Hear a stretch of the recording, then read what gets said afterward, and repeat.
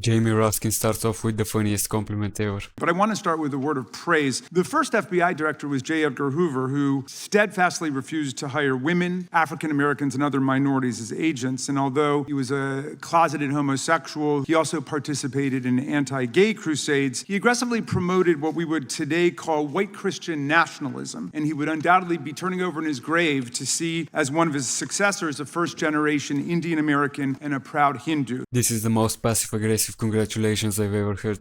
The bar for being FBI director is pretty low, I guess. Then Raskin goes 180 and completely roasts Donald Trump and Kash Patel. Alas, you share J. Edgar Hoover's dangerous obsession with blind loyalty over professionalism and effective public policy. For Hoover, it was blind loyalty to him in keeping his secrets. For you, it's blind loyalty to Donald Trump in keeping his secrets. During your confirmation, it was widely noted on all sides that your primary qualification was your unwavering loyalty to Trump. Unlike other directors, you had no work experience at the FBI, but you had made over 1,000 media and political appearances in support of Trump's campaign. So Kash Patel got the most powerful law enforcement job in the country, not because he earned it, but because he's Donald Trump's puppet. And just when you think it cannot get more embarrassing, Raskin brings up Kash Patel's children books, which is basically propaganda stories about King Donald Trump and Kash the hero.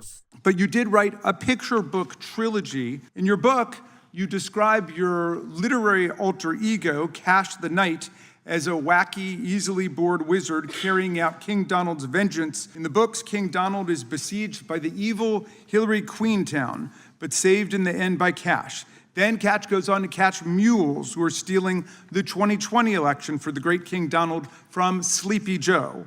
And then in the third book, Kash takes down the Dragon of the Jalapenos, nicknamed the DOJ. We are barely getting started and he's already roasting Kash Patel into oblivion. Next, Raskin brings up the tragic Charlie Kirk situation, which would make even MAGA supporters question Kash Patel's competence. When Charlie Kirk was assassinated, while his killer was still on the loose, you decided you didn't need to be at FBI headquarters in Washington to work with your team while the chaotic manhunt unfolded. You spent your evening dining in a swanky Midtown Manhattan restaurant and tweeting out false information that the subject of the shooting was in custody, a statement you had to retract 1 hour later. I want to say rest in peace to Charlie Kirk because I actually respected him a lot.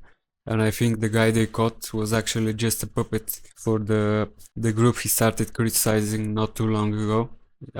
You know who I'm talking about. Then Jamie Raskin brings up the Epstein files, which as we all remember Kash Patel promised to release before he became FBI director. And now we're seeing one very clear reason why you want to build a political FBI, the Epstein files. Before you got in this job, you called for full release of the Epstein files, telling podcaster Benny Johnson that the only reason the list was not released was, quote, because of who's on that list. You promised that, quote, there will be no cover-ups, no missing documents, no stone left unturned. Honestly, I think Kash Patel thought he was gonna walk in as this powerful FBI boss, but once he got the position he realized that it's just being a PR puppet for more powerful people behind the scenes. Now watch Jamie Raskin bring up the other Trump puppet, Pam Bondi. In May, Attorney General Bondi reportedly told Trump that his name had indeed appeared multiple times throughout the Epstein files. And not long thereafter, in July, you and the Attorney General released a memo claiming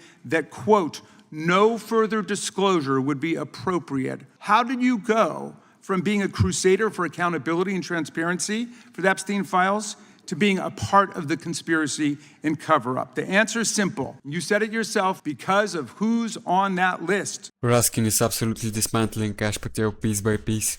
I think even MAGA supporters are gonna turn on Kash Patel after seeing this. I'd be surprised if Kash Patel didn't throw in the towel and resign after this. Then Raskin points out how even the FBI is suddenly covering Jeffrey Epstein's ties to Donald Trump. A week ago, the Oversight Committee released Trump's disturbing birthday book, Note to Epstein, written over a drawing of a woman's naked body referring to a, quote, wonderful secret. The Oversight Committee obtained the note from the Epstein estate, not from the FBI, raising questions again of whether the FBI has been withholding documents. At this point, it's just public knowledge that Trump has some disturbing ties to Jeffrey Epstein, and the FBI covering this should not be ignored anymore. That is just unacceptable, and it's clear that something needs to change. Now watch Jamie Raskin go for the kill shot and leave the whole room speechless. I'm afraid, Director Patel, you've given us reason to believe you've used the powers of the FBI to serve Donald Trump and his agenda of partisan retribution. You've broken your promise not to do that. You've betrayed Jeffrey Epstein's victims and survivors. You've turned your back on the career law enforcement officers of the FBI, and as a result, you've left all of us less safe than before. This was absolutely brutal, and it's hard to see how the MAGA supporters can defend Kash Patel here. Let me know what you guys think down in the comments, and do you support Jamie Raskin? Do you agree with him? And like and subscribe, and I will see you in the next video.